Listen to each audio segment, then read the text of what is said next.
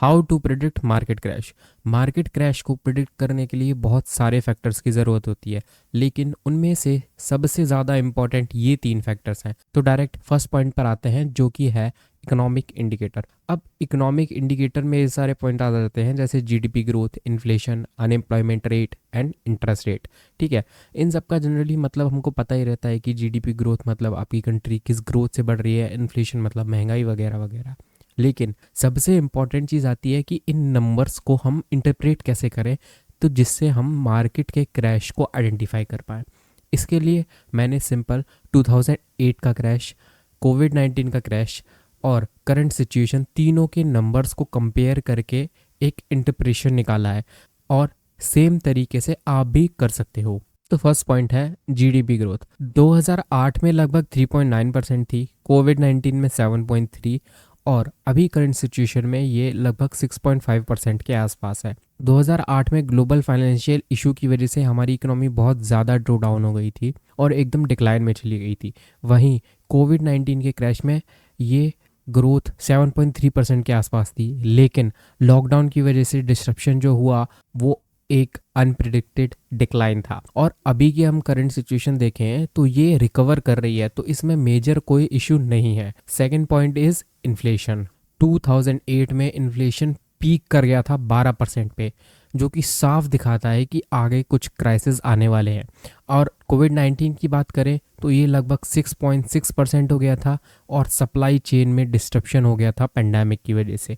और अगर current situation की बात करें तो ये लगभग 5.5% के आसपास है, जो कि एक कंट्रोल्ड एनवायरनमेंट को दिखाता है। तो इस इंडिकेटर से भी हमको कोई मेजर इम्पैक्ट अभी के लिए नहीं लग रहा है। ठीक है, and third point is unemployment rate. 2008 में 9.5%, कोविड-19 में लगभग 23% हो गया था ये, और करंट इज 7.5%। तो अब तक ये सबसे कंट्रोल्ड है as compared to both crashes, तो ये भी एक सेफ मार्जिन के अंदर है अभी।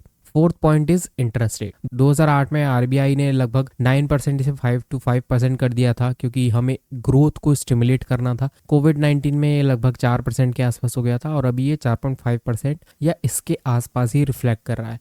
तो सिंपल सी बात है, कोई भी इकोनॉमिक इंडिकेटर मेजर ये नहीं शो कर रहा है कि 2024 में इतना बड़ा क्रैश होने वाला है, जो हमने 8 और कोविड-19 के टाइम पे देखा था। लेकिन सिर्फ इकोनॉमिक इंडिकेटर के बेस पे हम सारे डिसीजन नहीं ले सकते।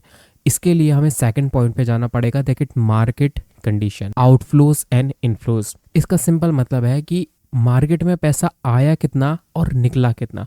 अब जब निकलने की बात कर रहे हैं, आने की बात कर रहे हैं, तो यहाँ हम एफआईआई और डीआईआई की बात कर रहे हैं, क्योंकि ये मार्केट के सबसे बड़े प्लेयर्स होते हैं। अगर मैं 2008 कोविड-19 और करंट सिचुएशन की बात करूं तो इसमें शायद आपको थोड़ा सा झटका लगेगा, क्योंकि जो फिलहाल आउटफ्लो हुआ है वो कोविड-19 और 2008 से मिलाकर भी ज्यादा है। जो फॉरेन इंस्टीट्यूशन ने पिछले कुछ महीनों में आउटफ्लो किया है वो लगभग 2.5-3 लाख करोड़ के आसपास है। कोविड-19 में ये फिगर 78,000 था, और 2008 में लगभग 50,000 करोड़ के आसपास। लेकिन ये सिर्फ 2-3 महीने का डेटा रहता है क्रैश के आसपास के टाइम का। वहीं दूसरी तरफ डीआईआई ने नेट परचेजेस भी किया था लगभग 30,000, 70,000, और करंटली 3-4 लाख के आस यहाँ करोड़ में बात हो रही है। अब आते हैं सबसे मेन पॉइंट पर, that is technical indicator. Technical indicator में हम 4 पॉइंट्स को मेजरली लेंगे, that is moving average, RSI, McD और वॉल्यूम। सबसे पहले मूविंग एवरेज की बात करते हैं। 2008 और 2020 में एक चीज कॉमन थी जो हमको देखने को मिली थी, वो है death cross. Death cross basically bearish trend को बोलते हैं, और अभी 2023-24 में ऐसा कोई भी डेथ क्रॉस हमको देखने को नहीं मिल रहा है। आरएसआई की भी बात करें तो पिछले 2 क्रैशेस में आरएसआई 30 के नीचे चला गया था, और अभी आरएसआई लगभग न्यूट्रल है 40 to 50। आरएसआई जब 30 से नीचे होता है हम ओवरसोल्ड बोलते हैं, 70 से ऊपर होता है तो ओवरबॉट बोलते हैं, लेकिन अभी ये न्यूट्रल पोजीशन पे खड़ा है। मैकडी की बात करें तो वो भी बियरिश क्रॉसओवर दिखा रहा था, और 2024 में ये न्यूट्रल है। वॉल्यूम की बात करें तो वॉल्यूम हाई थे डिक्लाइंस में, कोविड में एक्सट्रीमली हाई थे पैनिक की वजह से, और अभी अगर हम बात करें तो अभी मिक्स्ड कंडीशंस हैं, करेक्शंस भी हैं। तो high volume decline signal institution selling दिखाता है, स्टेबल वॉल्यूम हमें काम वॉल्यूम दिखाता है। लेकिन इसके बाद भी अगर आप वीकली पे चार्ट्स को देखोगे, लाइक निफ्टी 50 का चार्ट देखोगे, तो आपको एक हेड एंड शोल्डर पैटर्न देखने को मिलेगा। लेकिन सबसे इंपॉर्टेंट बात है, ये पैटर्न मैच्योर ही नहीं हुआ है, इसने डायरेक्ट जाके ब्रेकडाउन दे दिया है, जो कि एक इमेच्योर पैटर्न को दिखाता है। प्लस यहाँ पर एक ट्रेंड लाइन का सपोर्ट है, यहाँ पर भी सपोर्ट है, बट फिबोनाची के अकॉर्डिंग ये 22,600 के लेवल के पास तक आ सकता है, क्योंकि इसने इन सभी लेवल्स को बहुत अच्छे से रेस्पेक्ट दिया हुआ है।